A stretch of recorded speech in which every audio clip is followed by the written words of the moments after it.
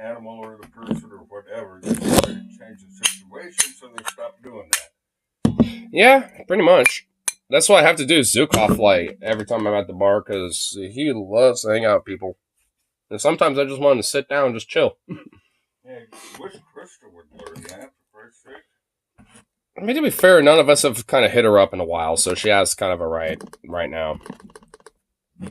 And but I mean, as soon as I start getting the disability. Plus, you're the hubby, so I mean, you got like in contract's sake. I did it like hit her up. I was giving her like, okay, $300 a month.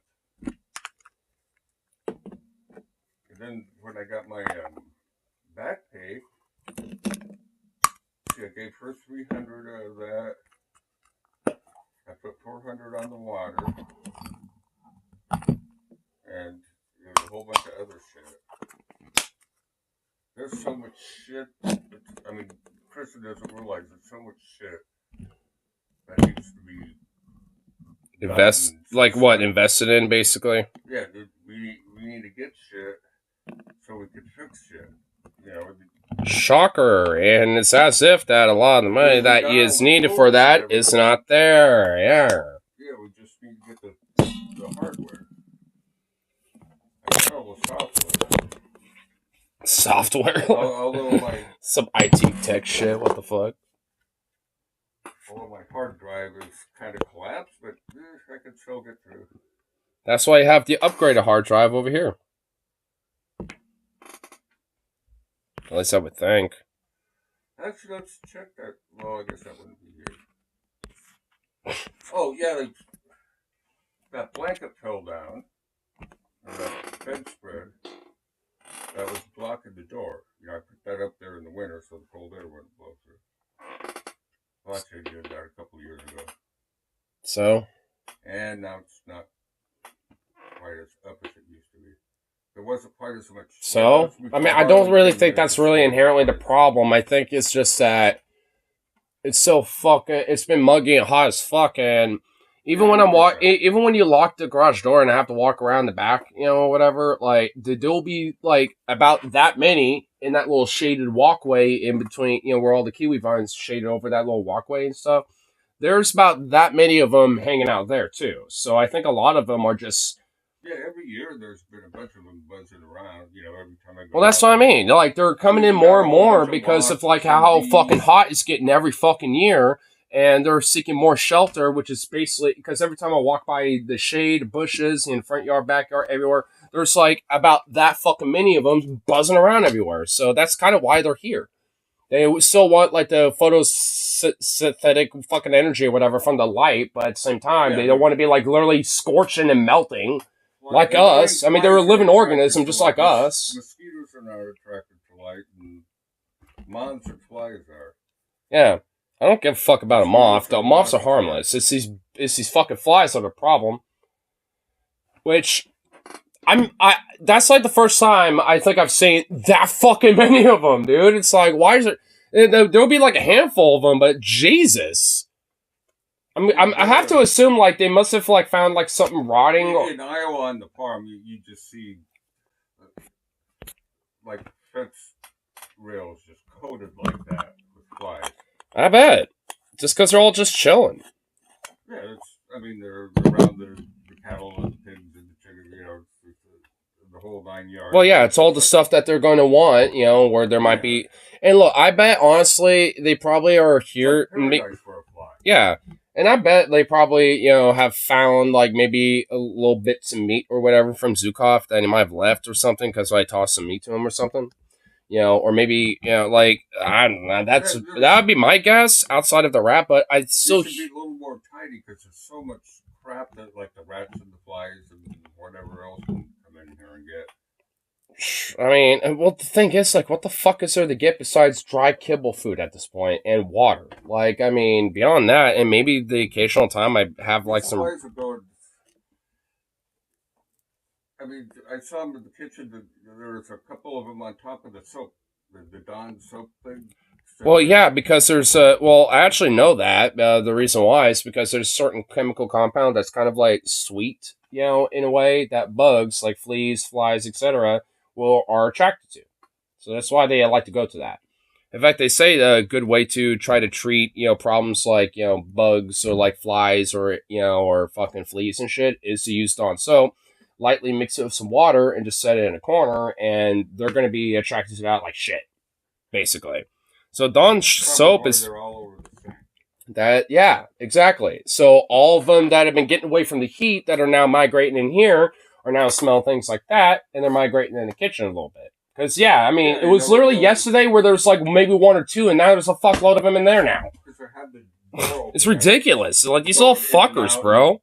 Rummaged around back there for a little bit. I never even looked up to notice. I noticed just like, damn, there's lots of flies in here today. So there wasn't this many that I noticed. I mean, yeah, this is like I think for the first time, I think we got a fly infestation, which is which I don't even know how that was. I can't think of something that could do that outside of maybe making a rat dying over there, but I still hear a rat when all that shit's been there. Dude, that's been there for like 2 days, bro. Like, straight up. I've been like observing that. It's been slowly disintegrating, and I could tell that like the oldest of that colony died by now. So it's on its way out, hopefully. Like, they're at least like, between like a week and a half to 2 weeks old now. So a lot of these flies are eventually just going to start fucking dying, here pretty soon, which thank God. Because holy fuck, they're driving me nuts, dude. The amount of times I'll feel something weird on my ear, and then I'll be like, ugh! Just hear a buzz out of nowhere. Oh my God. I'm about to go fucking schizo on these bitches, dude. And honestly, it's even more fucked knowing how they eat. It's like they basically puke like their stomach acid, and then you melt and digest out in the fucking ether of existence, and then they just suck with their proboscis, just like a big sponge. I know, it's like, bruh. Like, imagine, like, these motherfuckers are able to eat a fucking, like, human, dude. Like, bruh, I would, like, Second Amendment global. Global Second Amendment, bruh. That's how I'd be like. I'd be like, oh, hell no, we're murking them all. Extermination time, baby. Because I'm already like that, and I need an excuse. You know what? Like, considering everything and all the animals that are or are not dying, due to all sorts of, things that we are fucking with, but, like, these motherfuckers are the ones that need to be extinct. I get they have an ecological thing that they're necessary for, but you know what? There's plenty of ecosystem would collapse without these. Nah, plenty of other animals, plenty of other creatures will fucking be able to. Cockroaches. I mean, come on. I mean, there's plenty of things. I mean, we also have fruit flies and other things. I mean, every year it's like something that's. No shit, man. This is what we get for being like.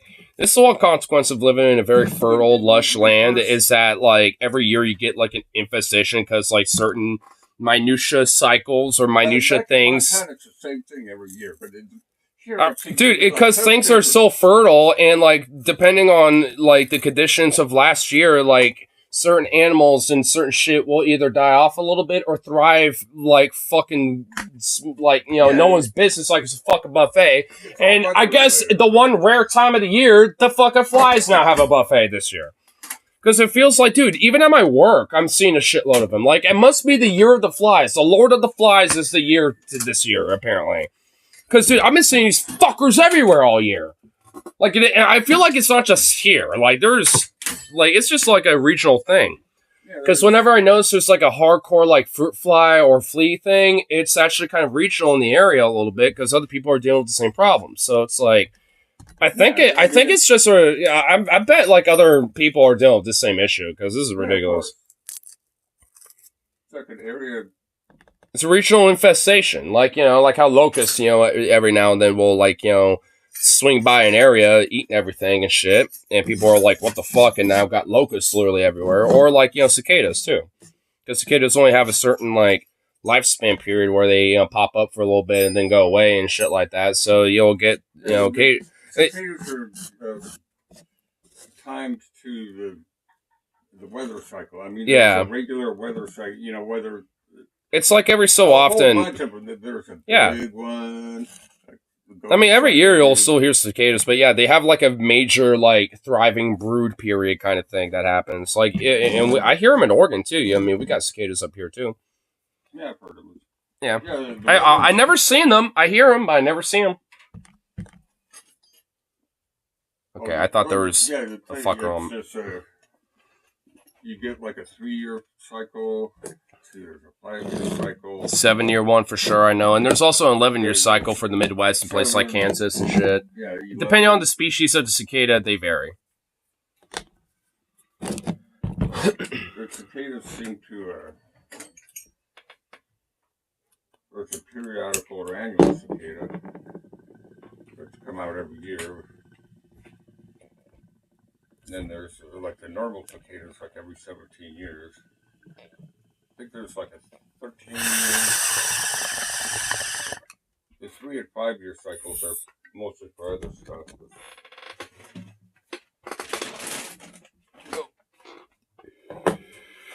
Yeah, you get big hatches. I mean, they're just like on regular, that shows like the big, the bigger weather cycle. It's like a whole bunch of, like a wave, like you see on a graph or something. Yeah, I know. I mean, I know about cicadas. Imagine like a great big one with a whole bunch of little ones that go up and down along that. I'm aware of that.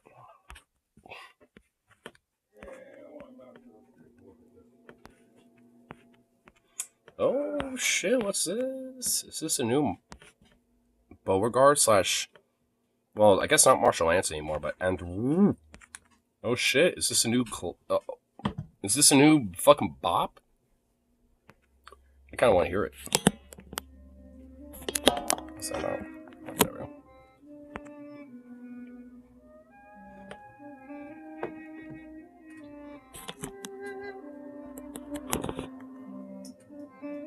Ooh. Shit, this is kind of fucking atmospheric. Lay out any motherfucker stepping on my grind. Lay out any bitches that be fucking with my time. Fuck, this is. And your people will be fine. Playing with my business and your people gonna be crying. Yeah. Shit, dude, this is a bop. The pussy told you that was lying. The one that told you that they saw Pope commit a crime is the same pussy around the way you heard his ass was dying. His mama crying. All his homies standing around big buying, rumors flying. Low regards to living riding high and city. Okay, like right off the bat, the instrumentals are fire as fuck. Dude, I did not expect those instrumentals, I'm gonna lie. Bro, like that fucking like kind of like mysterious, like mystique Arabic kind of like rhythm going on. Bro, yo, dude, that's actually kind of fire. But you know, fuck. Was lying. Rain the day they burnt his ass, ashes in the sky. I don't know why they trying. I really don't know why they trying. Flex on motherfuckers like I'm teaching monkey science. Filthy, grimy motherfucker, I rely on violence. I don't think before I purchase, I just fucking buy it. Bowing down to me is giving praise to the highest. You never let the ground, cause Beauregard is the flyest. Hands are beat inside the ghost of Beauregard's a pilot. Plus the stash quick, cause there's powder in the pirate. You wanna start beat, Beauregard will be delighted. It's fun to squeeze shots on me, I can't even hide it. When I kill a bitch is when my diamond shot the brightest. Dude, this is awesome! Holy shit! It's not quite over yet, but fuck. Dude, this is epic. Been loose but still strapped. Big juice, there's no cap. Had a lot of fast stacks. Got plenty of fine ass. A little death in the hood, and I saw through the black. Been a couple times I told him, don't you ever come back. Hey, the Bluetooth fucking. Oh, I forgot to charge it. Boo! I was like, hold up, why is that stopping? No. You're plugging your back. You're plugging that ass back in, and you're fucking gonna be playing. Excuse me. No. That's some bullshit. No. Fuck you. Okay, there we go. Through the valley in the shadow and back. Now I fear no evil, but I had to earn that. Hey, you can bump this track and think it's just. Oh, that lick right there. Fuck. I fear no evil, but I had to earn that. Oh, shit. Yeah, low-key, that is a fire fucking lyric right there. I'm not even gonna lie. You're insecure and act like I ain't done that. But you're letting me know that you ain't really the cat. Cause you're imagining the glamour is what makes you whack. But I really done some things, so it's fine. You don't believe that. As if I'd ever be beat on my opponents like a speed bag. Yes, I've been invited to go sit in the OG's bag, but now because of Jesus, I will sing in G.O.D's bag. Ooh. Yo. Fucking yo. Beauregard and, well, I got not Marshall anymore, but like, I don't know. I guess I like still see Andrew as Marshall. I think the reason why is just because like he has the same name as me, so it's like I kind of almost am thinking to myself. It's like, what the fuck, dude? But fuck, some straight fire shit right there. Marshall and Beauregard back on that grind. Goddamn, some beautiful shit. Dude, that's just kind of making me excited for some more shit, dude, because I know they got some stuff in the fucking works. They got them in the fucking, like, irons, dude. It's like, oh. Dude, if that's what's popping. The room's aired out yet. Oh, the fire is going to be amazing. Oh, shit. You know, speaking of new music, Say Ferris actually uploaded a new song? Lights Out in the Reptile House. Ooh. Oh, it's even a music video too. Okay, I think we may or may not have to watch this. What? Like, Say Ferris also has to... Dude, is it just a weekend for new music right now? Or we're gonna give it out like 2, just for the fuck of it. Here we go. Boom. Yeah. Because I ain't Say Ferris. I mean, fuck. Can't go wrong with that.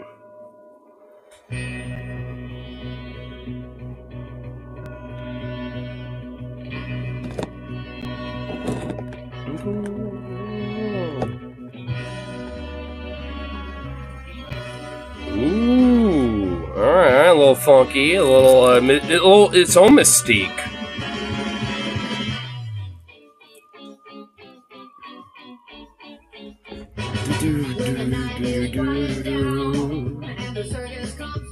Ooh.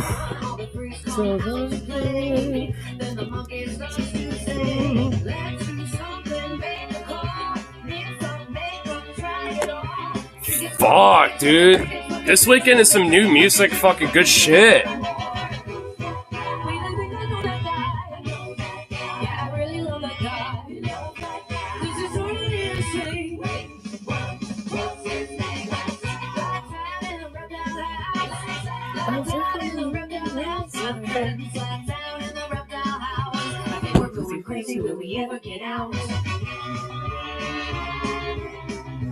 Ooh, this is fucking good. What the fuck?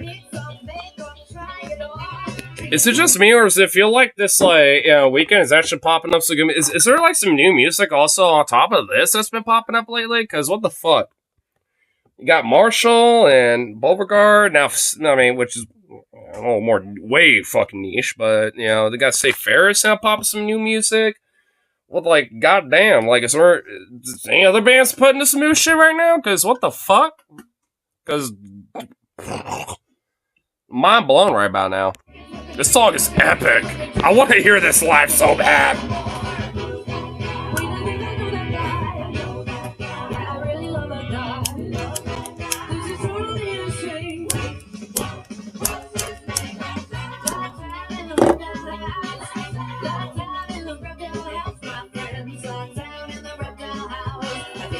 Crazy, will we ever get out?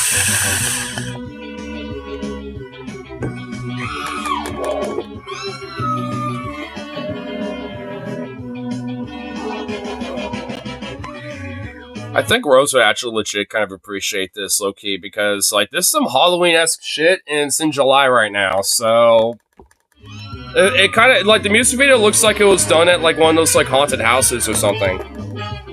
Actually, that's just straight up what it looks like. It's fucking awesome. I love this video.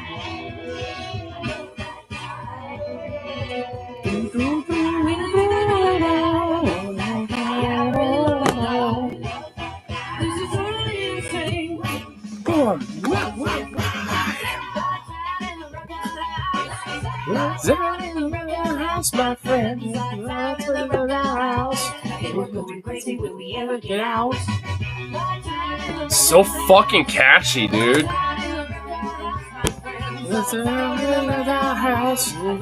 Crazy when we ever get out.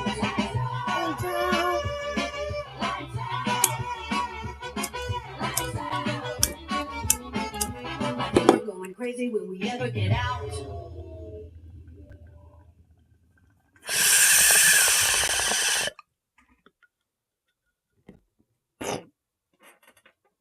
Whoa. Well, that was... That song was fucking amazing. Damn. Have they actually made any newer songs lately? Oh, they haven't. That's just... They just happened to just drop that out of nowhere. They just, like, made a new song and just said, fuck it, we're just dropping it. That's that, you know, that kind of kind of like, you know, hint at a new album, maybe. Oh, if Safe Ferris makes a new, if they do a new album, I just might okay about it. Man, I'm not like a vinyl collector, but I do like to collect CDs and shit, so I might just have to do that. I'll just have to do that a little bit. I need to up my like punk ska collection. Because like literally 90% of my like CD discography is pretty much just like metal of various different types, various different varieties. So I need to kind of like bump it up with like some other shit. I got some that's kind of like punk ska oriented, but not a lot. It's like, bruh, you kind of bump that up a little bit. So, you know, actually, are they? I would have to assume they are if they got some new beats. Are they? I hope they are, because if so, that'd be dope. It's kind of fortunate, like, you know, fucking Tenacious D is kind of like on their hiatus and all that shit. Like, music's kind of going in a weird little back and forth. Like, got some that just kind of like, nah, we need to like kind of pull away for a little bit, and now you got like others just bumping a bunch of shit. Band's best remember for their cover of "Come On, Lean." Ba, ba, ba, ba, ba. It's a fun one. Yeah, discography. Do they got anything new coming up? This is interesting. Wow, they only technically got 2 albums. It means everything and then modified. Those are the only 2 albums they technically have. Then they have 2 EPs. Introduced Safe Ferris and Checkered Past. I thought they had more albums than that, to be honest. They legit only got 2 albums and 2 EPs? What the fuck? Okay. So maybe they're not necessarily releasing a new album. Maybe another EP? Because they have a EP from 2017, but that's like the most recent release so far from, you know, the Checkered Past EP.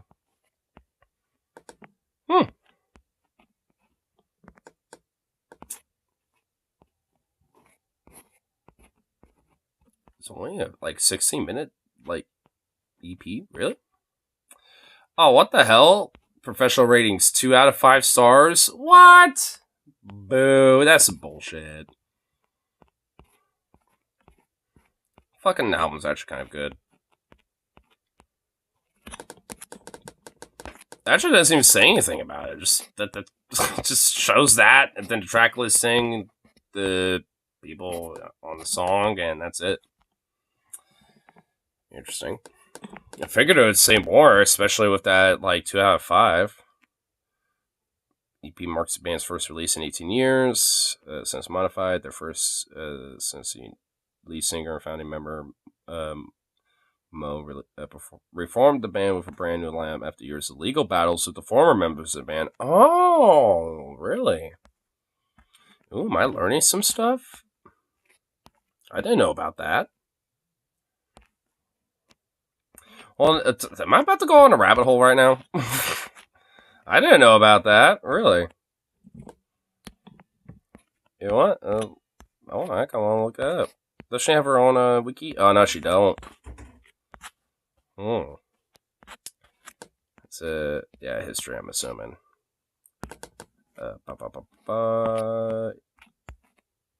Hiatus and for the fans server. For years, Say Ferris went through a number of changes in her lineup, notably the departure of Brian Mashburn, the band's main songwriter, who quit Say Ferris in 2002. Soon to follow Mashburn was Erica Zamora and Bill Uichi. Okay, I have no idea how to say that last name. Uechi, I think. Departing to start a new band. Oh, so I guess they formed their own shit, which I haven't heard of. It doesn't even say what it is. Say Ferris announced their breakup in 2002. Soon after departure, Mashburn Powell self-financed what she called, for the fans, Say Ferris US Tour in 2003, which included the main stage performance at Ska Summit in Las Vegas for over 10,000 fans. Ooh, nice. That's pretty cool. Post-breakup, Powell appeared on albums by The Used, Lost Prophets, Hilly Duff, Goldfinger, and others. So she also started a new defunct band called Mojo Wire in 2008 and toured the LA area. 2003, Bill Mashburn, T-Bone Willie, Erica Zamora, and Oliver Zavala started a band Starpool with Alan Mead, the original member of No Doubt, on vocals, and Phil Hansen on drums. Say Ferris now led by Monique Powell. She went on definite hiatus in 2003 until the spring of 2013, so a decade hiatus, in which Powell again regrouped to the headline at Pacific Amphitheater in Orange County, and to a sold-out audience of over 7,000 fans, and another sold-out show at the El Rey Theater in LA. Ooh, damn. So major fucking, like power, like kind of revival power hour kind of thing a little bit. Nice. Pacific Amphitheater performance resulted in a lawsuit being filed by the former members over the use of the band's name. Oh, so here's where the lawsuit shit comes into play. Damn, is this almost kind of like some Dead Kennedy shit of Joe Biafra? Is that kind of what happened? This sounds like some similar shit. Only Jello left the band, Dead Kennedys, and Dead Kennedys are still a thing, but they just have a new singer. But still technically have the ownership of the OG songs, even though like Jello also technically owns the rights to a lot of the songs. It's like there's like a whole fucking thing about that. Like, and depending on who you talk in the punk scene, a lot of people are like on Jello's side, which arguably I kind of am too. And you got a lot of people on Dead Kennedy's side. Like, there's a whole fucking like thing about that. So this is kind of what sounds like what it is. You know, it's like, you know, after like, hey, I'm one of the main members of the band, original founder, might as well revive the band. And you got these people who left the band being like, well, no, actually, it's ours. It's like, guys, y'all left. Like, you left the fucking band, and after all these years, y'all want to like try to fucking like lawsuit this shit? And be like, no, actually, we deserve something out of this because we're the ones who wrote the songs. It's like, y'all left the band. It ain't yours anymore. It's like, come on. Low-key kind of fuck those dudes a little bit. I mean, honestly, just from what it sounds like, because that's kind of some bullshit. It's like, seriously? I'll also say that Powell never contacted or invited her former bandmates to perform at the show, although she says this wasn't the case. So now some he said, she said bullshit. Great. Powell responded with her own countersuit in 2015. Ultimately, Powell won the rights to the band's name, a brand, and social media pages. Powell was also rewarded writing credits on several songs she had previously not been credited on. In October 2015, message indicating that the lawsuits have been members have been accurately resolved was posted on the band's official website, although the message has since been removed. I mean, honestly, it just seems like, you know, like there was kind of this attempt to be like, from the former bandmates who already left back in 2002, for whatever fucking reason, honestly, I never really stated that. Well, whatever the reason was, they left the band. They were no longer, like, you know, a part of that, nor a part of that record label or that band stuff. They, in fact, it sounded like they started their own shit and did their own thing. It's like, so we're, like, at that point, how would you technically be the ownership of any of that anymore when Mo Powell was, you know, is still in the band, is just on a hiatus and just decided to reform it with a few other people? And it sounds like, I mean, I guess we don't know, but it sounds like she probably actually reached out. It's like, hey, y'all want to get back together? But because they had their own shit, their own project, and, you know, doing their own thing, they're like, nah, we're busy. You know, we got our own shit. You know, nice of you to offer probably, but because she decided to say fucking to do it anyway, I mean, they're probably a little butthurt about it, and they're like, well, what the fuck? I mean, even though they're not involved in it anymore. So it's just like, it just seems like some bullshit. Because even if maybe, they technically got some like ownership because maybe they wrote some lyrics in the songs and stuff like that. I mean, it's called royalties, bro. It's like, I mean, if it was just, strictly about like, hey, we ought to at least have some royalties over certain songs. So because of that, when performed on, different tours and stuff, we ought to have at least maybe, I don't know, like a 5% royalty or some shit, even though we're not part of it anymore. I don't fucking know. Like, I mean, I can maybe understand that. But even then, I think that will still be kind of a dick move. It's like, you're not part of the band anymore. Like, why do you give a shit? Ignore, more like Dignar. Did I hurt? What? Where in the? Can you show me on the doll where I hurt you, sir? Like, every time you pop in here doing something like that, did I do something? Is it because I don't want to believe that aliens are on the fucking moon, bro? Is it that? Is it because that like aliens aren't on the moon? Is it that? What is it? You can tell me. It's okay. I won't be offended. Come on. Let it out. Spit it out. Come on. Points to the crotch. What? What? You want it? What? You want it? Well, it's right here. I mean, you gotta come and get it. I mean, if you want it, you gotta come and get it, bro. Or do you want me to come get yours? Because if that's the case, then aren't I already coming down there to hang out? For like a fucking weekend at least, at minimum, maybe a week or something like that. I mean, come on. Don't be a little goob. Lamau making it funny. Well, I'm also, making it funny too. Because, I don't know. So I guess we're at an impasse. Shit, what do we do from here?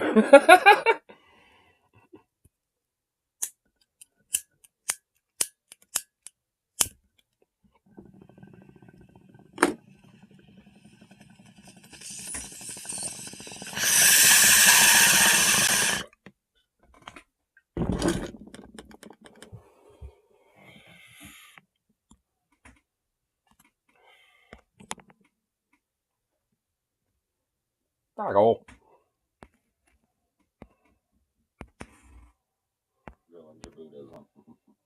You know that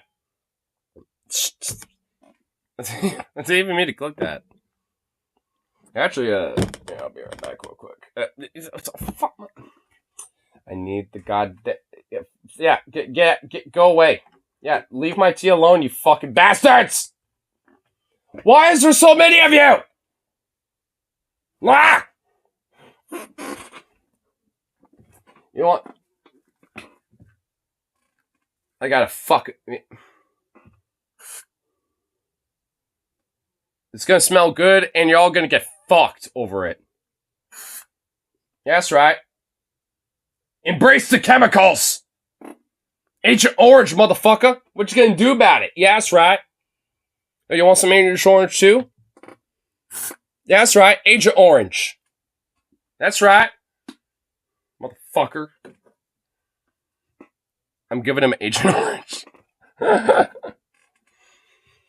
Ooh. Smells good in here. Okay, maybe... Okay, now it's starting to get real strong.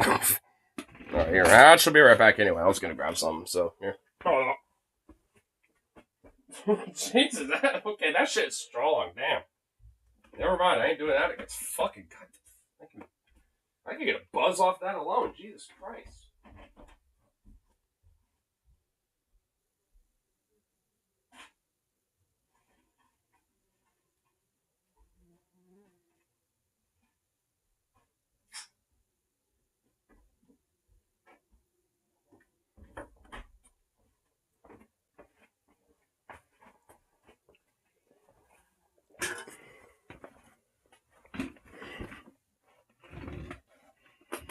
Chase apartment flooded, so we can't video sleep with each other, which ironically has been helping me sleep at night and take my medicine. Well, make sure you take your meds. That's a good thing. You want to be doing your meditations and your medications and all that shit. That's a good thing. That's good. Though it sucks that your girlfriend's apartment's flooded. That's fucking lame. That's, as the kids say, lame and gay.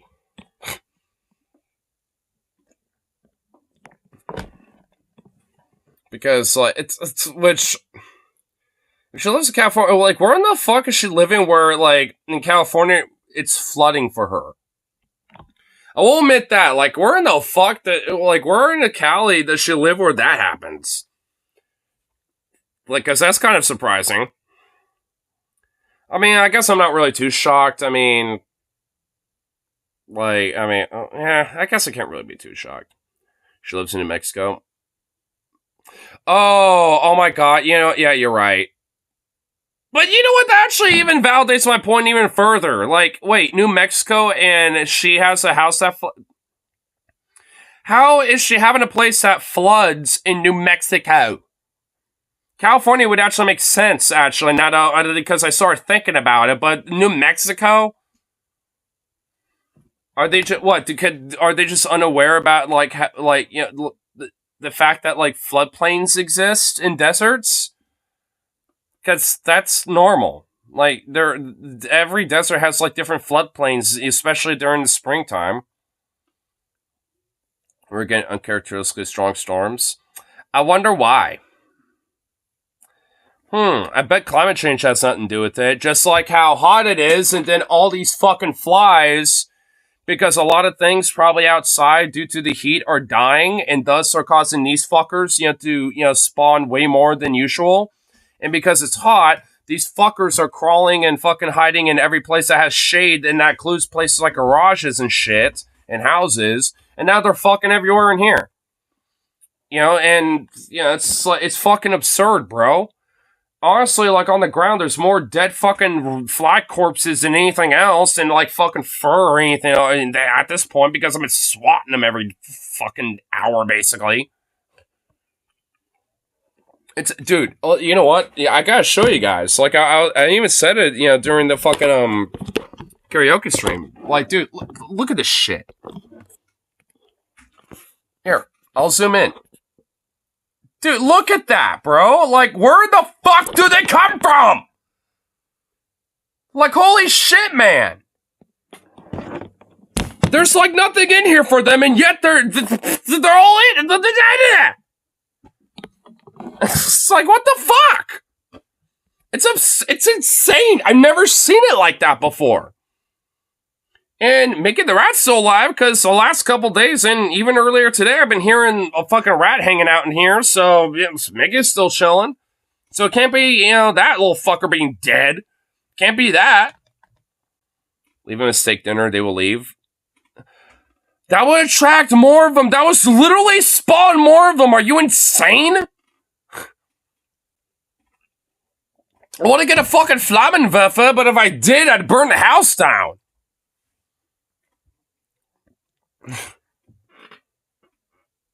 Oh my, dude, it's actually fucking wild, bro.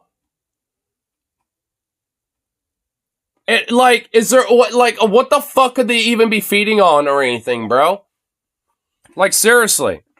The only thing they could get is, like, some alcohol or maybe a coffee, and even then, that shit's, like, drunk out and gone. Like, I'll see him buzzing around, and I'll see him hang out on the top of my fucking can sometimes. In fact, I see some of them on my coffee I haven't even drank yet, because that's for tomorrow. But it's just like, fuck. Rat shit. I mean, that might be it. But even then, it's just like, there's no way there could be, I don't know. Like, I really don't fucking know, bro. It's wild, though, and I do kind of, attribute climate change to this type of shit. Because, bro, there's that, if not, if not way more fucking flies every time I walk past, like, a shaded area around my house. Whether, like, if the side door here is locked or the front door is locked, I'll go around the back and shit. And walking through the side paths on either side of the house, they're fucking everywhere. Like, even me just popping my head for the corner, they all of a sudden go, and you can hear them, too. It's like, it's a strong, like, vibrant, like, it's almost like a fucking crier, dude. It's like, I mean, so it's not just like there's shit around here, and I don't mean that literally. I just mean that figuratively for them to eat, or for them to feed on. Like, so I don't know. It's like it has to be like due to the fact that because in the summers it's getting way fucking harder, and a lot of these flies instead of just flying around, going wherever, or whatever, just doing their own thing outside, they're seeking shade in cooler areas and houses, even if they're not necessarily AC, bit and shit, whatever. Like the garage is not AC insulated, but the rest of my house is. But despite that, they're all coming in here because there are little nooks and crannies that lead to the outside, like with the garage door, the side door, where they can get in here, just by crawling their way through. And I guarantee you, a lot of them are pregnant, and will fucking have a little spawn, and then they all fucking will evolve and become these little fuckers, and and now here we are. Now you got them and their generation, and probably their generation, fucking living here, and now it's ridiculous. It's absurd. Luckily, they don't live that long, so given enough time, they'll all die off. But fuck, dude, it's wild. It's actually insane, like how annoying they are, bro.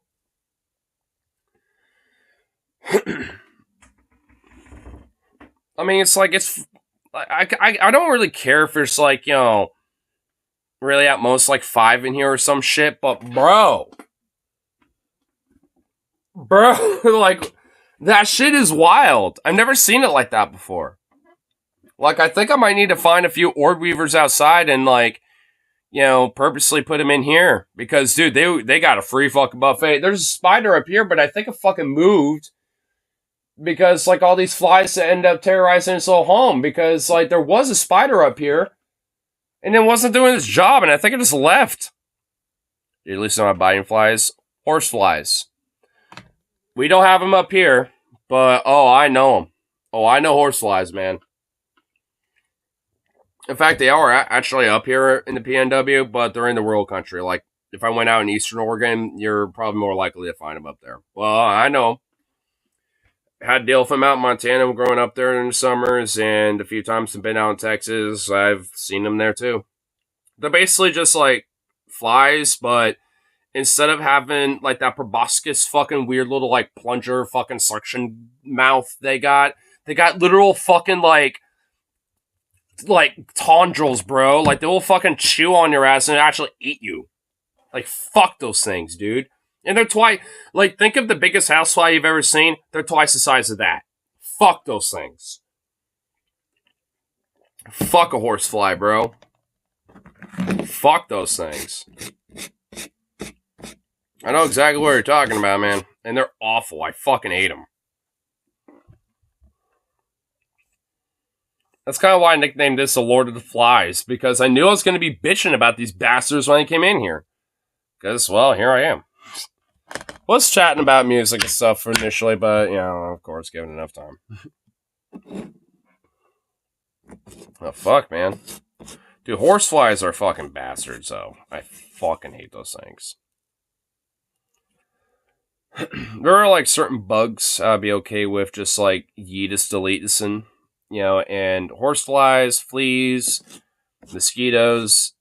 There's like another bug I wanted to get, what would it be called? Ticks. Those fucking bastards, dude. Ticks, fleas, skeeters, and horseflies, dude.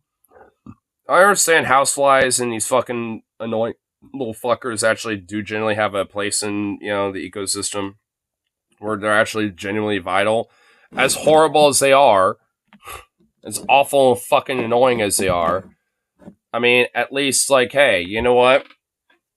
If we can at least lessen their numbers, at least a little bit, maybe control that, a little population control, I think we'd be okay with that one. I think they got a little middle ground.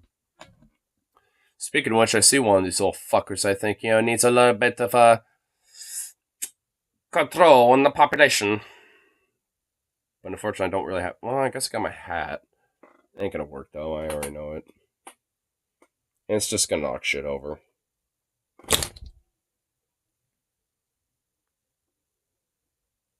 I think I got it, actually. Oh, shit. Damn. Didn't think I would.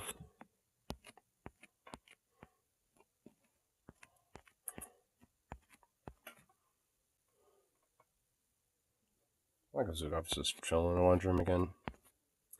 Sleepy as can be. I never understand why he's just locks himself in there. He's a little too smart for his own good that way. A little weird, but I mean, what are you gonna do? What you gonna do with a little goof like that?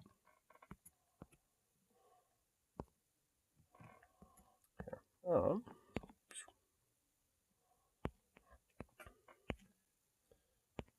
See if it's just like a little something else, just a little casual fun to look at.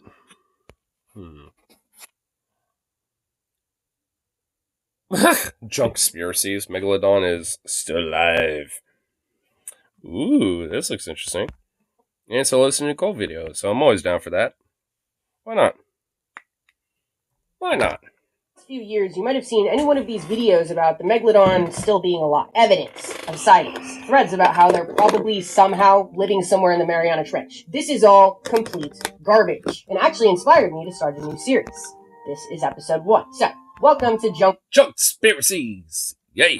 Conspiracies, where we tackle animal conspiracies. Oh, what all the based hell? on a bunch of junk. Hey, yo, bro, get the fuck out of my goddamn...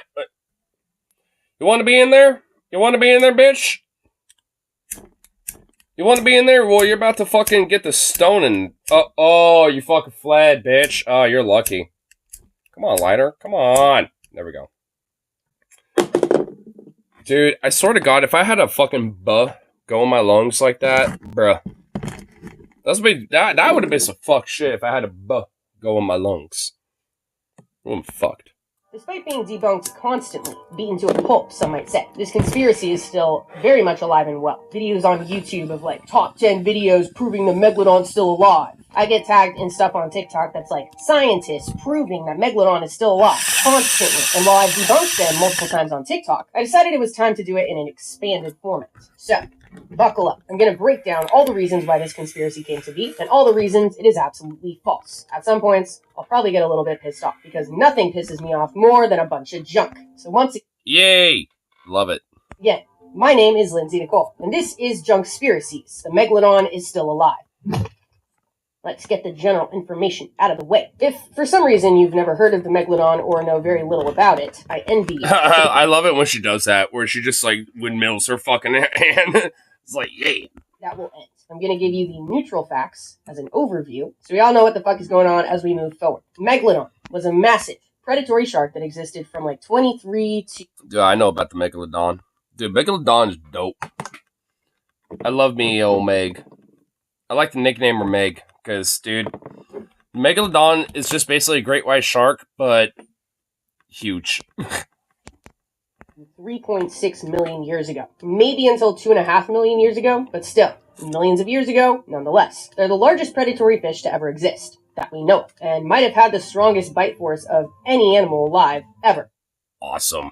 That we know of, with max Metal. estimates putting it at like 40,000 pounds per square inch, compared to Metal as fuck. our puny 120 pounds per square inch. That is still powerful enough to bite off a pinky finger. 40,000, dude. They were not.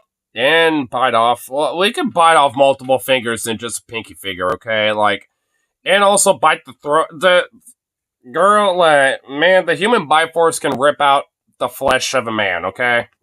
Fucking around. That is fucked up. Most of the fossilized remains we found of them are teeth. That's the deal with sharks, as we've talked about a couple times on this channel. But there are some really well-preserved skeletal elements as well, like jaw fragments. Their teeth have been found in... I also, my dad has a full mouth jaw of a shark.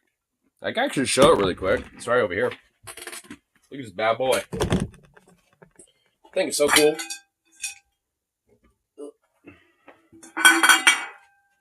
What is that? I guess there was a can here. Okay, I guess I'm manifesting a can in my head. There was a can over there, apparently. I didn't see it, but whatever. Anyway. Boom, bro. You can fit your head through this, too.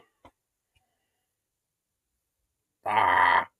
dude, this fucking shark, if it, like, whatever shark this was, if it wanted to, it could literally, like, chomp on my head, bro. I can see how someone can, like, lose a fucking arm. Like, if this shark, like, if I was, like, chilling on a surfboard, shoom!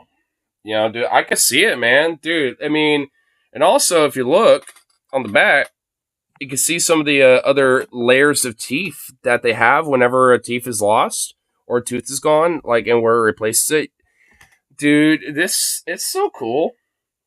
I forgot what species of shark this is. I think it's a tiger shark or a bull shark, I think. It's not a great white. I know that much. I think it might be a tiger or a bull shark, if I remember correctly. But still, it's really cool. I know my dad got it, I think, in the Caymans or some shit. Something like that. It was, like, somewhere out there in the Caribbean, so it might have been a tiger shark if it was out in the Caribbean.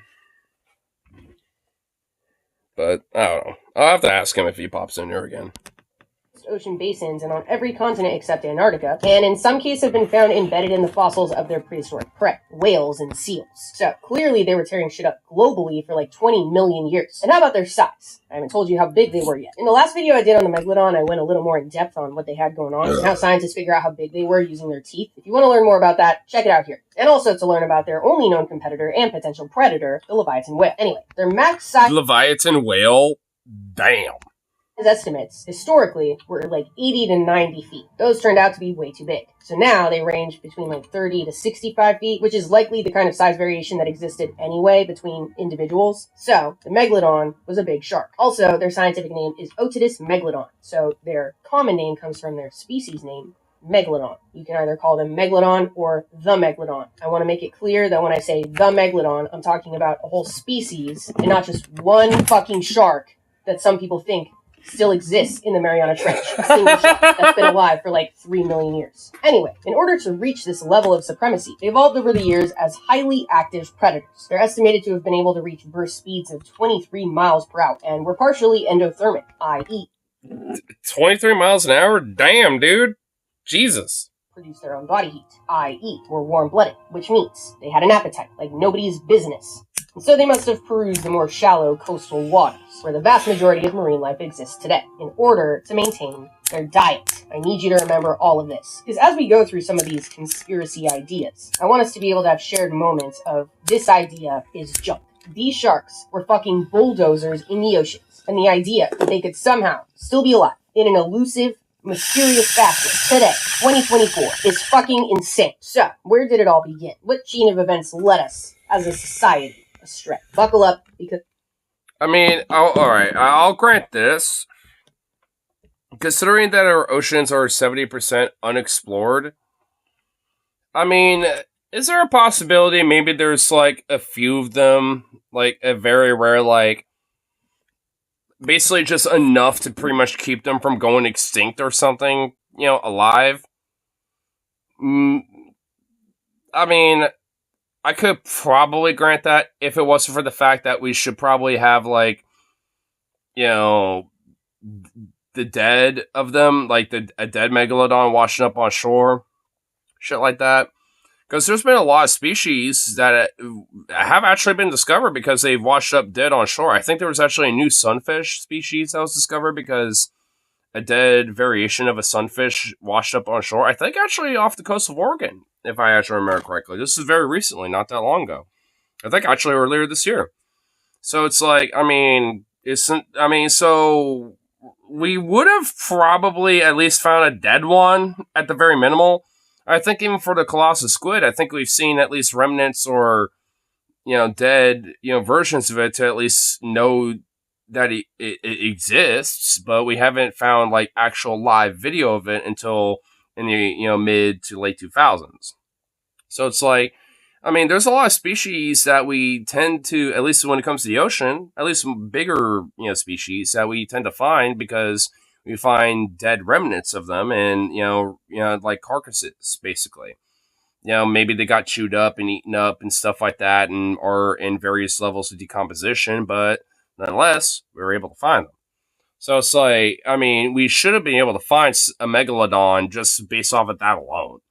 And it's my same argument that I have with Bigfoot. Like, we should have found, like, a carcass of one scat, something that is like, that shows that signs that they're still alive, right? Like outside of like footprints or some shit. It's why I used to kind of be a Bigfoot dork a little bit, but nowadays I kind of think that they used to be a thing, but they're not anymore. Like that's kind of why I think, especially in North America, there's a lot of folklore about Sasquatch and Bigfoot or Skunk Ape, because maybe at one point they did live here. There was a point in time where indigenous people and these larger primates and Bigfoot and Sasquatch and shit did live amongst each other, but eventually they were either hunted or slowly due to natural selection, pretty much waned off into extinction. I mean, I think that's what happened. I do think they did exist here in North America at one point. Maybe even in Central and South America to a lesser extent, but at a certain point they eventually just became extinct, because we at least do know that these giant primates like Sasquatch did exist, which Gigantopithecus. So we do know that these primates did exist at one point. I mean, due to how lush and vast like a lot of North America is when it comes to their forests and shit, and a lot of areas, or farmland and stuff. So there's not really a lot of places where we could do like more concurrent like archaeological digs, to where like we might be able to find stuff like this. So I mean, I honestly think they probably were a thing, but just not anymore. Same thing for the Megalodon, because I mean, at least we do know Megalodon did exist, but they just don't exist no more. I mean, that's just how the nature of evolution works. I mean, that's just how nature is. Like, life comes and goes, and there's a lot of things in life and in life's genome outside of our own species that is just left to the unknown, and because maybe we'll just never know about it. I mean, the fact that we even have fucking fossils to even study a lot of ancient life to kind of put pictures, or like put pieces of the puzzle together a little bit, is already kind of a unique like phenomenon in itself. Like there's to have fossils, requires very unique certain pressures, for those things to be a thing. So, for the fact that there's a lot of animals and a lot of species and a lot of things out there, either yet to be discovered or already have been discovered, and we're learning more and more about it as we discover more. I mean, the fact that we have that shit is already like a pretty cool fucking unique thing in itself. So, I mean, it's, maybe we'll never know. And I think that's okay. I mean, honestly, it's just kind of fun to speculate about sometimes. But it's like, at the end of the day, it's like when you got like concrete information about like a certain animal or some shit, and it's like you still want to be like, no, it exists. It's like, dude, come on, bro.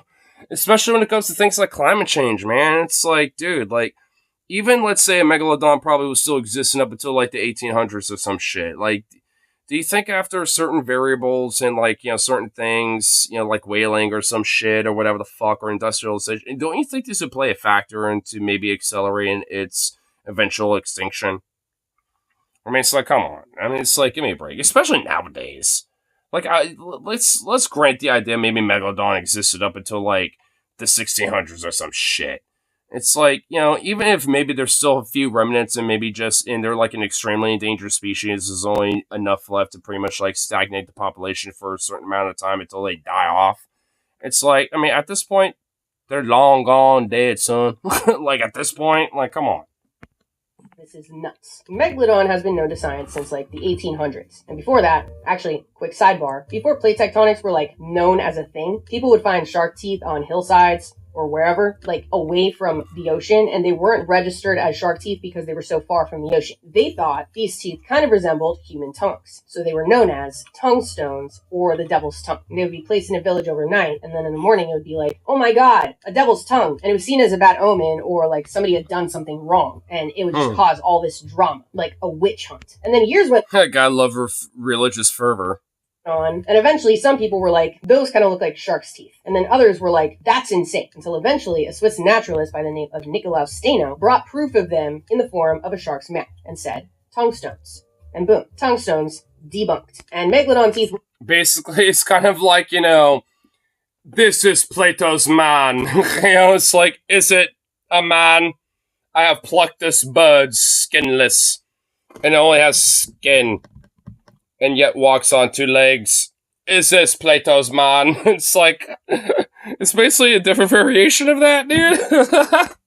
Included in those tungstones. So, that's cool. That's one of my favorite things I learned in my paleontology class, so thought I'd tell you. Anyway, Megalodon have been known to science since the 1800s, and some of their fossilized teeth were even collected on the HMS Challenger back in 1875. Remember that trip that also found out the Mariana Trench is deep as fuck? Very big trip for humanity. But these teeth would also turn out to be a big deal, and provide the first junk evidence for the continued existence of the Megalodon. In 1959, a known cryptozoologist by the name Vladimir Chernetsky dated the teeth using a method that scientists quickly pointed out was all sorts of messed up. I don't want to go into it because there's a lot more I want to cover in this video other than the teeth, but if you want to read more on why the technique was messed up, check out this paper. This paper also provided a lot of other great information for this video. So anyway, the fucked up dating technique led to Chernetsky to the conclusion that one of the teeth was 24,267 years old, and the other was 11,333 years old. He was off by millions of years. Well, that's not all I can do. Even though multiple scientists disproved this technique later on, the damage had been done. And this was the first real start to the conspiracy that the Megalodon is still alive. Dude, and I see people using these exact teeth as evidence to this day, like as if they were discovered yesterday. It's insane. But the biggest culprits of this conspiracy have been the sightings. And this is probably the side you're more familiar with as well. Despite the existence of whale sharks... Wait, hold on, what the fuck? The sightings. And this is probably the side you're more familiar with. I've never seen this, and... What? That is such obviously Photoshop that is honestly making my head spin, bro. That is such Photoshop, bro. How in the fuck could anyone look at that and be like, oh yeah, that's real? Dude, the fucking fin, that dorsal fin, would be like the size of a goddamn fucking like 5-story apartment building, bro. And all these people will be like, what the fuck is that? And be running shitless. Like, with their, like, shit in their swimsuits and the bikinis just running away, bro. Like, that might as well be shit stains of the people running away. Like, excuse me? What? Really? I'm supposed to be like, oh yeah, that's real. Like, really? Who's duped by that? Who's gullible enough to think that's fucking real? I hate to, I really want, I hate to know, honestly. Oh my, oh god, oh no. Despite the existence of whale sharks and basking sharks, you know, the other large chill sharks alive today, any apparent sighting of a large shark bigger than your average gray white tends to get classified as hard Megalodon evidence by your average. And also, like, sharks, funny enough, outside of certain species, like great whites and, basking sharks, etc., they're actually kind of chill. Like, they really don't want to fuck with you. I mean, there are definitely certain species that don't give a shit. And there's also certain species that are definitely way more aggressive and are willing to attack more. Like, yeah, like tiger and bull sharks, for example. Like, they kind of don't really give a fuck as much. But there are a lot of other species of sharks that are actually relatively kind of chill. I mean, there's a lot of, like, you know, videos of, like, you know, scuba divers hanging out with sharks and shit. And, you know, they're fine. I mean, obviously they got protections like chainmail and shit, you know, just to make sure they're, you know, they don't get attacked. But, you know, for the most part, all right. You know, so it's like, I mean, you know, like sharks are actually pretty chill. I mean, like, it's such kind of strange, you know, considering they kind of all look like, you know, and all kind of freaky and dangerous looking. But realistically, they're not really that bad. They're actually pretty chill. Clickbait conspiracy theorist. And this phenomenon can be traced all the way back to 1963, a book called Sharks and Rays of the Australian Seas by marine biologist David Stead. Is it Stead or Stead? Stead. Yes, marine biologist. And you bet your ass this story comes up on every proof video on YouTube because of that. I actually watched one of those top 10 fucking stupid videos on YouTube just to get my footing, and this is the first story that came up as, like, #1 proof. So now my entire feed is conspiracy videos, so this series is going to be thick if you want it to be. Let me know. Let me know if you want more. I want it to be thick. I mean, I want Lindsay to just destroy every conspiracy about, you know, animals and cryptids, honestly. I want it. videos. Anyway, David retold this story in his book that he heard back in 1918 on an island off the coast of Australia. The story came from some fishermen who had a boat and some 3.5 foot wide lobster pots that could each hold a few dozen lobsters. Big pots, lots of lobster. As the story goes, they had just encountered a massive white shark. Not a great white, but a white shark. White-colored shark. One fisherman said the shark was 115 feet Was it like the shark version of Moby Dick? long, and the other said it was 300 feet long. Just Okay, so a sailor's tale? Just literally some random, like, crazy... Dude, I guarantee you these guys literally, thought of, oh, you know Moby Dick, right? Oh, I know about that story, mate. What if we just made a crazy story similar to that, but it was a shark? Oh, that sounds like a good story, that mate. Fuck, bro. Dude, these little Aussies concocted a Moby Dick story, but it's a shark and it's basically Megalodon, but Moby Dick. What? What, dude? Really? recap. There has never been an animal in the history of anything ever to be 300 feet long that we know of.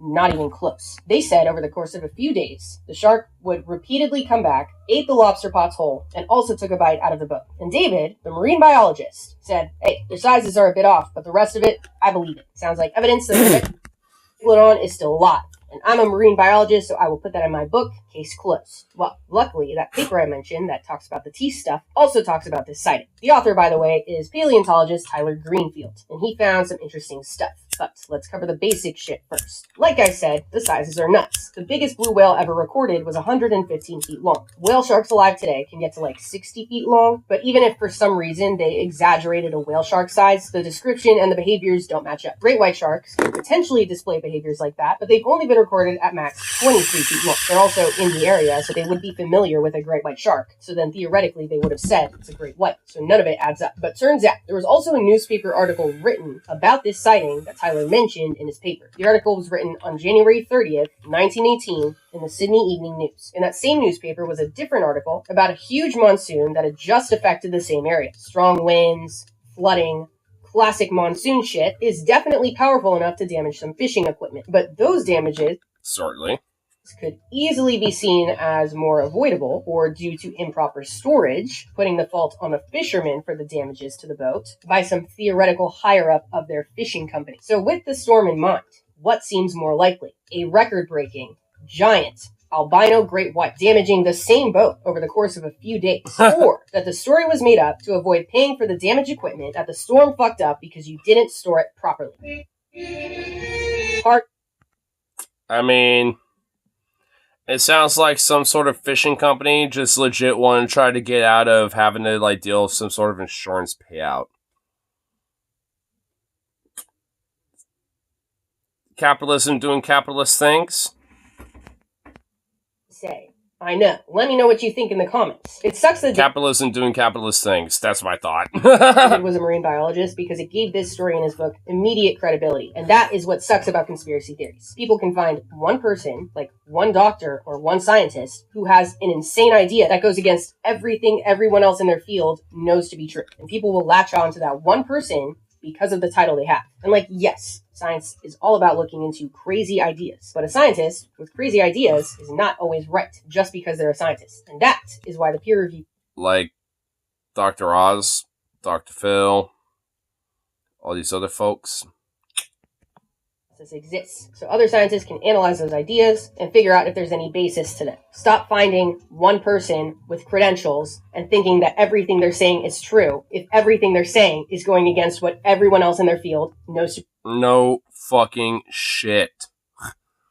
This is why I hate, how conspiracy theorists, a lot of them will, bubble themselves up with, certain scientists or certain people that are pretty much have been disavowed by the rest of the scientific community, whether medical science or astrophysical science or whatever the fuck, because of, their wacky, crazy, kooky ideas. And people latching onto that oh, they must be telling some deeper truth or some shit. It's just insane, bro. It's are they though? Because 99.9% of the time, they're not. It's not like the time of, fucking Charles Darwin, where like a lot of the science was basically backed by the fucking church and shit. You know what I mean? Where you had someone who was willing to challenge that. Like it ain't those days no more. Like the scientific community is based off of fucking, a scientific hypothesis, a scientific method, and based off of peer-reviewed data, and also celebrates when they happen to be wrong, when they overcome, certain challenges of science, when they, kind of at least find the best answer, so to speak, that, tends to kind of correct some of their older understandings about certain shit, right? Like, that's what science is about. Like, scientists legit will celebrate, but like, oh, we were wrong about this initially. Well, and this revelation just made us, like, have to correct ourselves. Like, well, yay, great. Like, now we have a better understanding moving forward. We just have to kind of recalibrate a little bit based off of that. Like, scientists of all stripes love that kind of shit.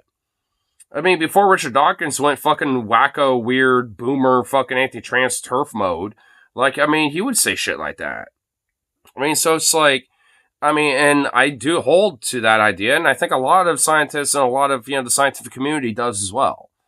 I mean, at least the ones that are strictly very principled about that, and many of them are, because they're just trying to, like, a lot of them don't really necessarily get paid, like, fuck trillions of dollars or whatever the fuck. A lot of them just end up doing their thing and just being like, hey, if people happen to recognize my name or happen to, like, have some appreciation of our discovery, even if our name isn't necessarily recognized, then hey, fuck it. At least it did something good. A lot of scientists are like that.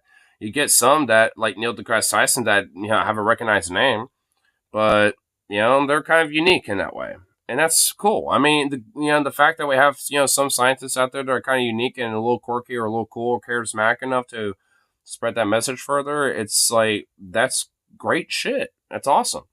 Like Vanessa Nicole, for example. Like, she's one of those people, just an internet version of it. I mean, it's like, and the fact that we got folks like that out there, willing to appreciate science and try to, in their own variation, and at least in a layman's way, teach that, to the younger folks and, people, in general, is a great thing. And also, maybe not necessarily overtly, maybe implicitly, it's challenging a lot of this bullshit misinformation because you have a few grifters that want to take advantage of their credentials because, oh, they were ostracized by the community, canceled, or whatever the fuck.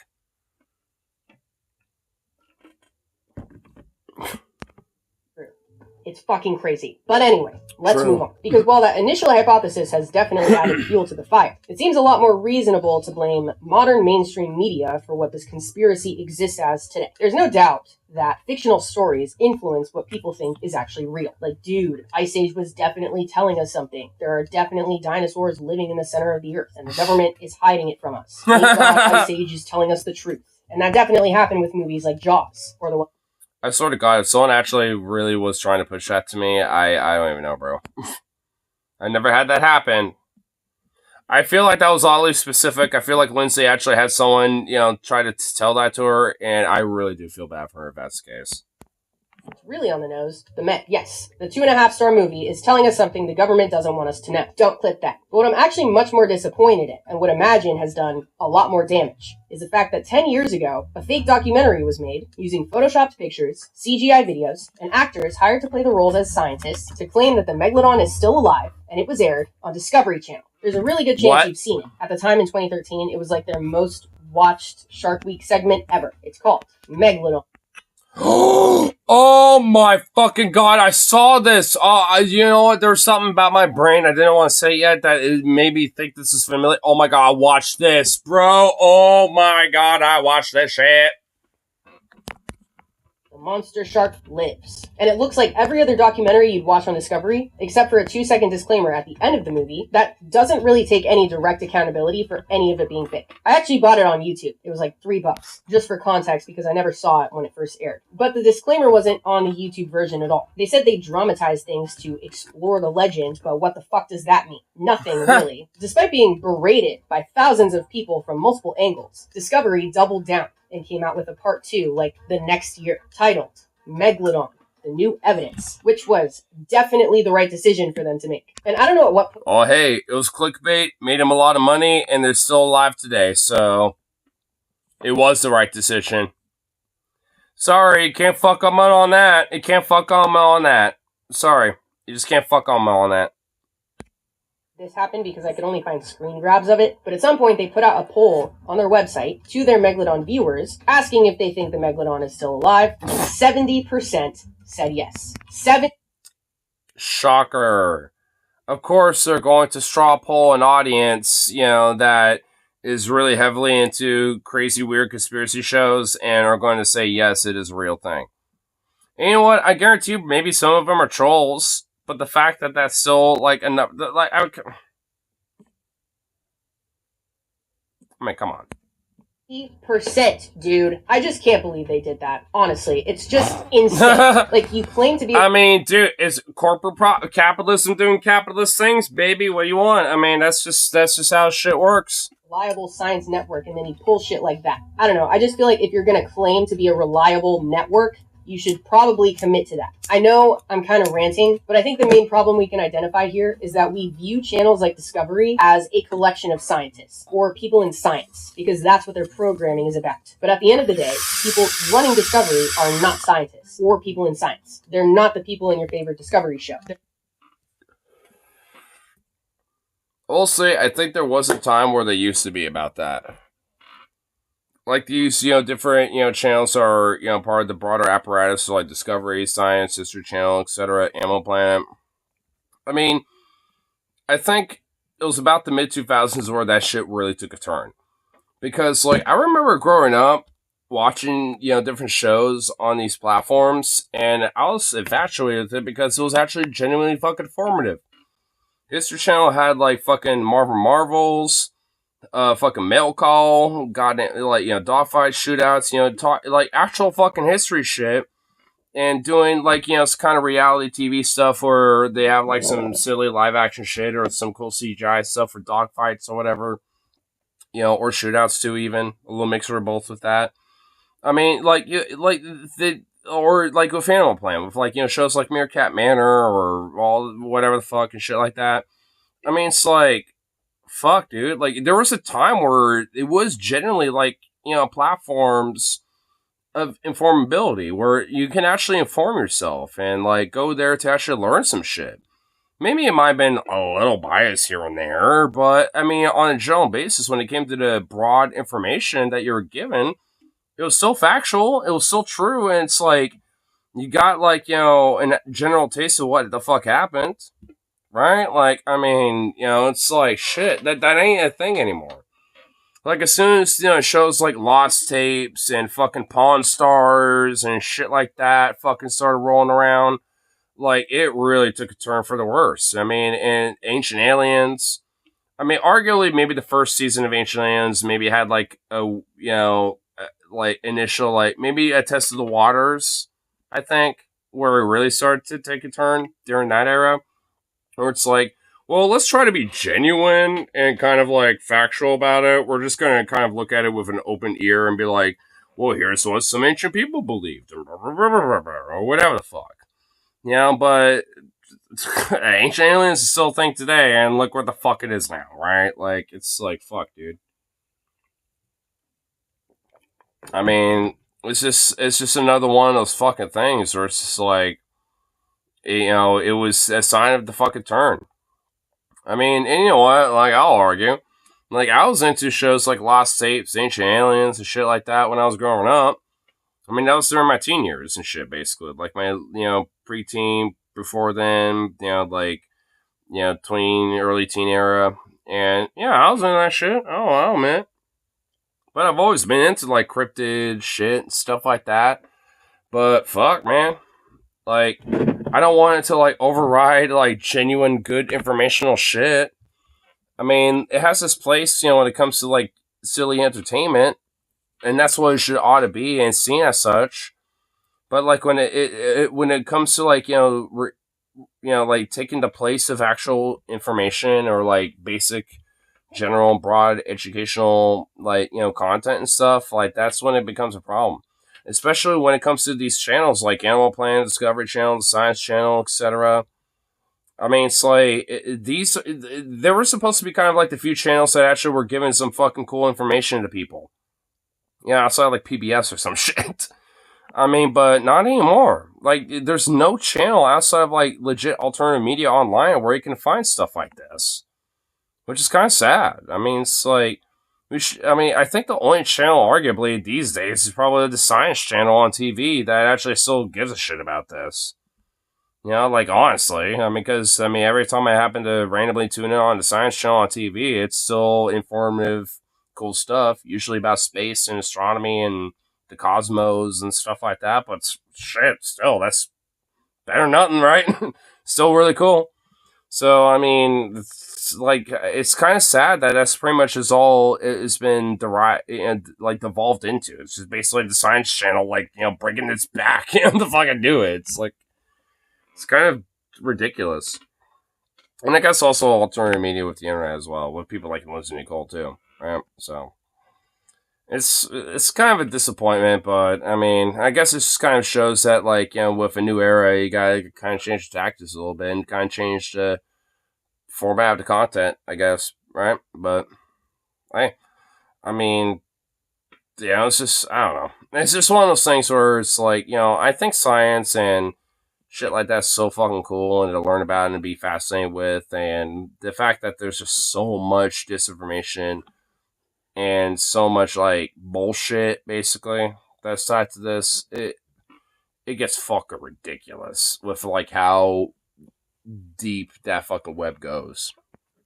People in entertainment. And people in entertainment generally don't give a shit about what's true or not. They care about what's entertaining. Part of me kind of feels bad for saying this, like maybe I'm being too harsh. But you know what? No. They had a nerve to make a sequel. Discovery, you have some fucking nerve. You deliberately misinformed millions of people and then doubled down. Shame, shame, shame, shame. And like I said, I bought it because I had a sneaking suspicion that all of the proof videos I keep getting tagged in are clips from that documentary. Sorry, documentary. So I watched it. Mockumentary. Skimmed through it, and what do you know? My hypothesis was correct. So before I show you some of the most viral clips, I want to show you this guy, marine biologist Colin Drake, the star of the show. As you would suspect, he is not a marine biologist, but an actor from South Africa named Darren Meyer, who has a decently sized portfolio on IMDb. He got cast to play a role in a film, as actors do. Nothing wrong with that. But I want you to burn this image of him in your brain, so the next time you see new Megalodon proof, and he shows up, you can know it's a bunch of junk, in the factual sense. Noted. I'm going to play a few clips from the movie, and let me know if they look familiar to you.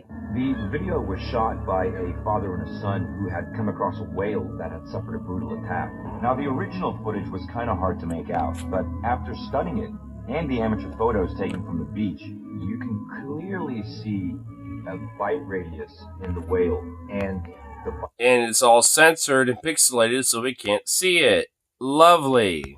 Radius is striking. There's only one underwater predator that would be able to bite the tail off of a whale this size, like has been done here. What's the new evidence now? A satellite photo near Sao Paulo. Well, during the initial investigation, the agent who was studying the swarm noticed something out in the water.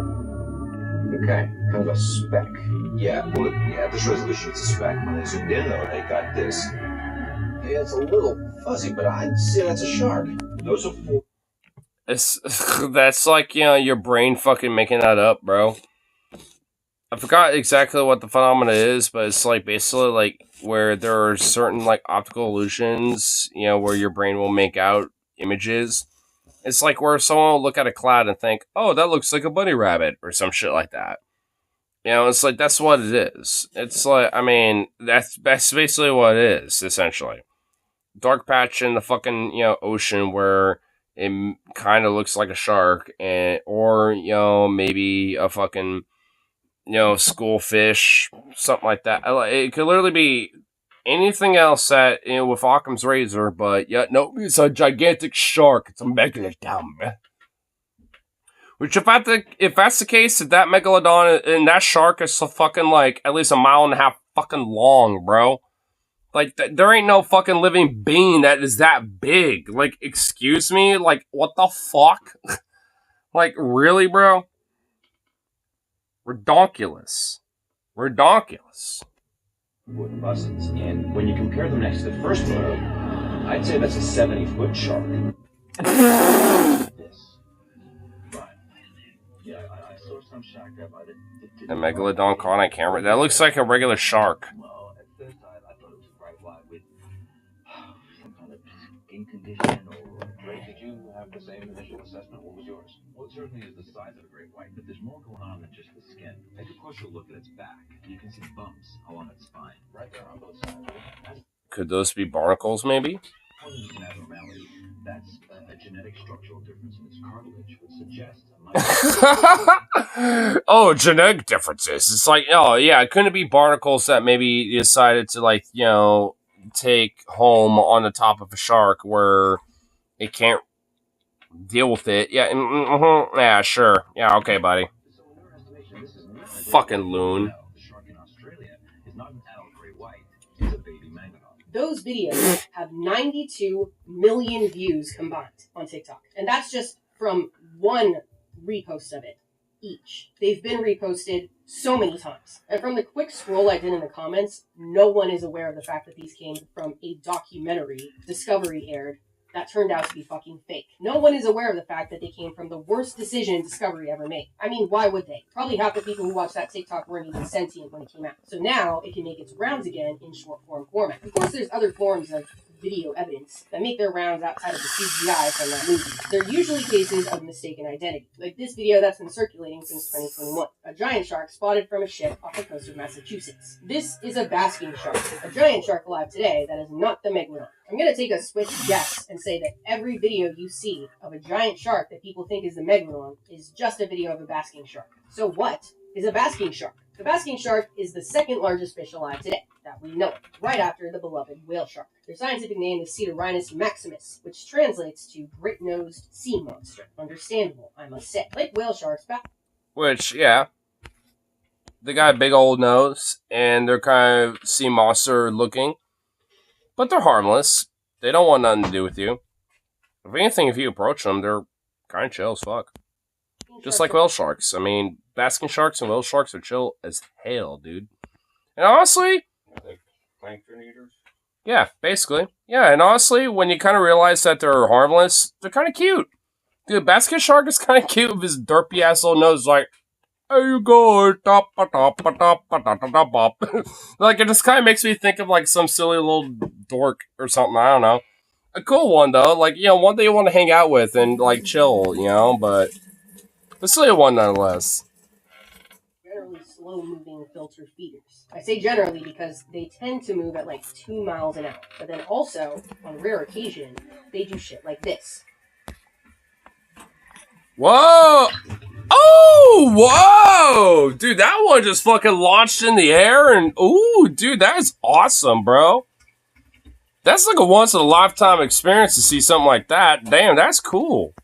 I want to see that again. Shaboom! Boom! Dude, that just shows how, like, intelligent, you know, marine life tends to be. Because, you know, that shark is just doing that because it just wants to have some fun, dude.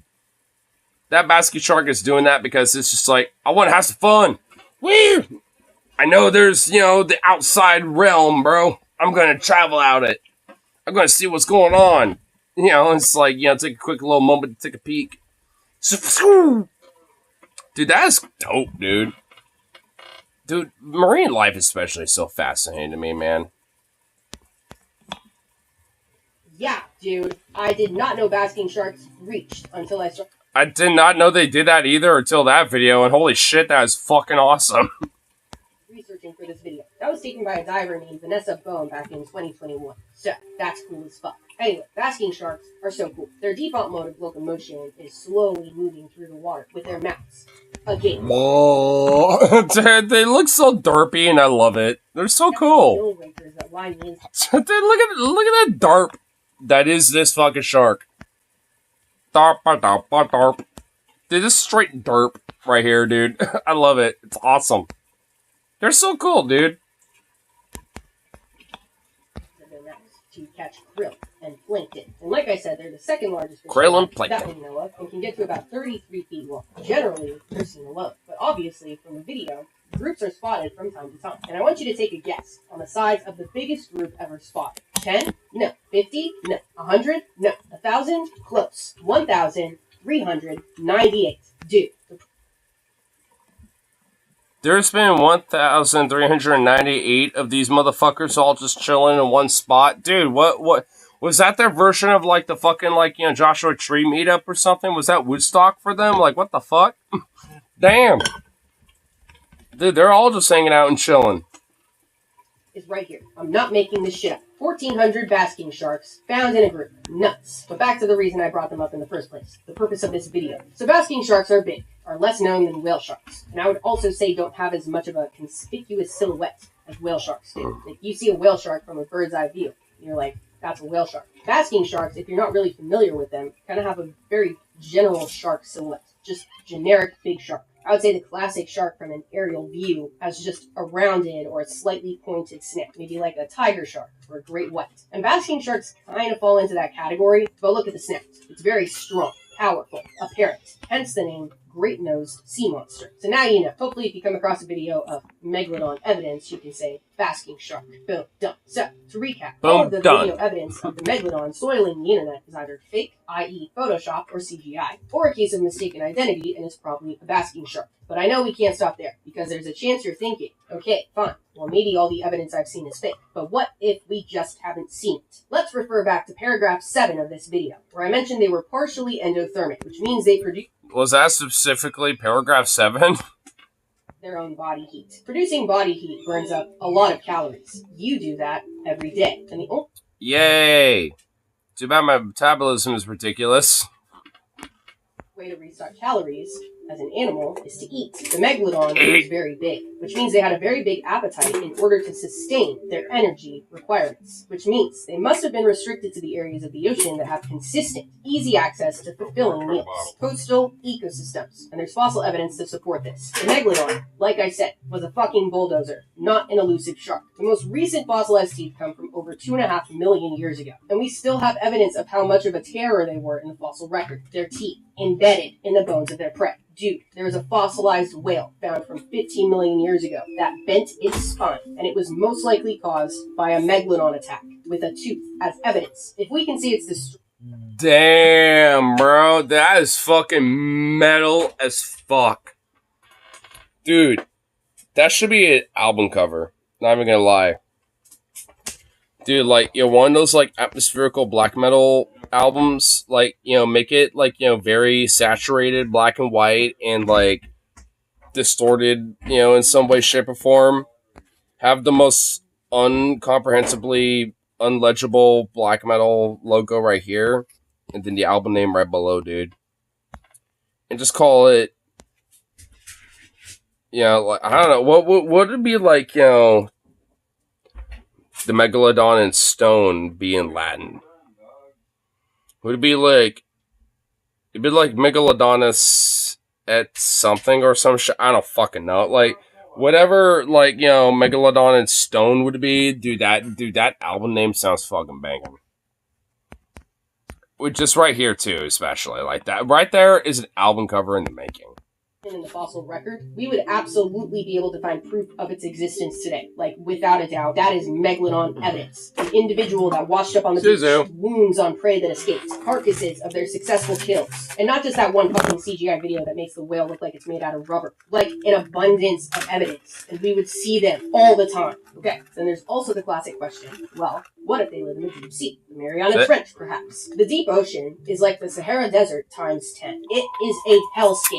Generally, there's nothing for thousands and thousands of miles, with the occasional deep-sea oasis that could be permanent, maybe near hydrothermal vents, or temporary, maybe a whale fall, but nothing large enough to sustain the Megalodon as a species. It can't possibly be a single shark. It's biologically impossible. It's completely unsustainable for a massive, ultra-predatory species that used to live at coastal waters, preyed on whales that weighed, maybe 6,000 pounds minimum, but let's just say they did evolve to live in the deep sea, where food is wildly inconsistent. The pressure is nuts. It might as well be the landscape of a different planet to adapt to. Let's just say they did. The amount of adaptations they'd have to go through to be able to survive down there, first of all, would probably be too drastic to have happened only over the course of 3 million years, but also... I mean, it would require probably multiple millions of years of adaptations and evolution for that to be the case.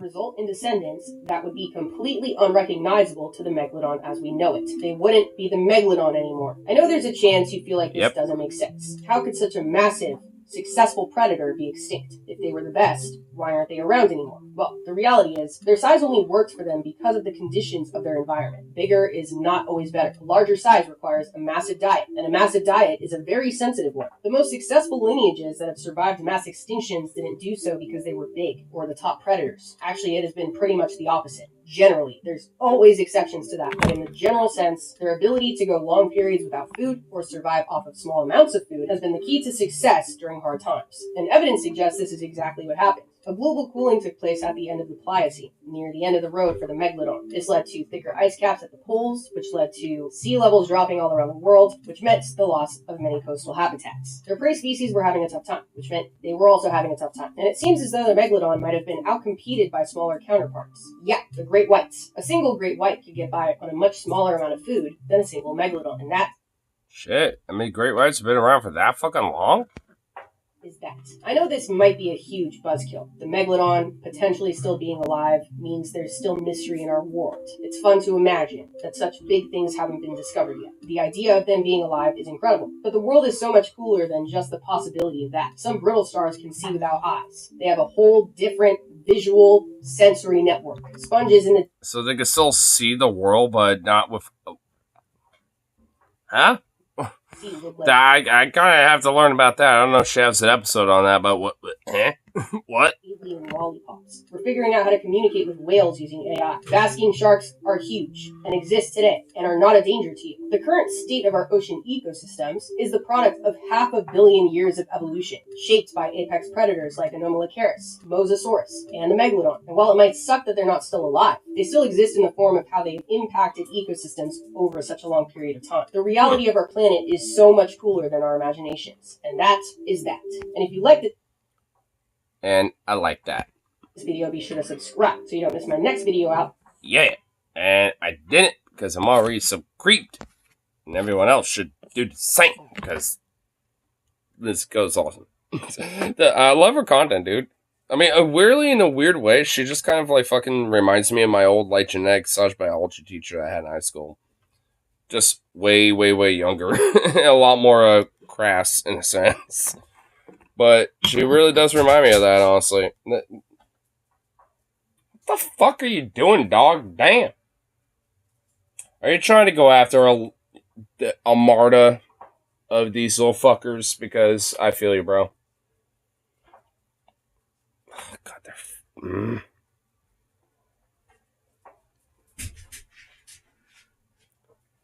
Damn. You're trying, bro.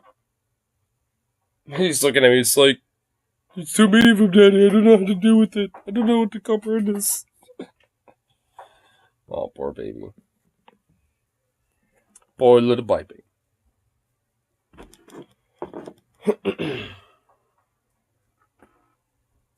Oh, oh. Alrighty. Well, at least get his ass a bowl smoked out and cut good from that. Might at least have a little coffee stream before I go to work. If not, it'll just be my typical little lunch stream and all that good stuff. Either way, 1, 2.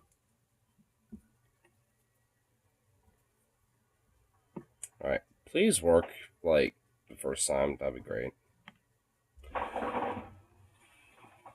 Don't blow up, please. That'd be nice.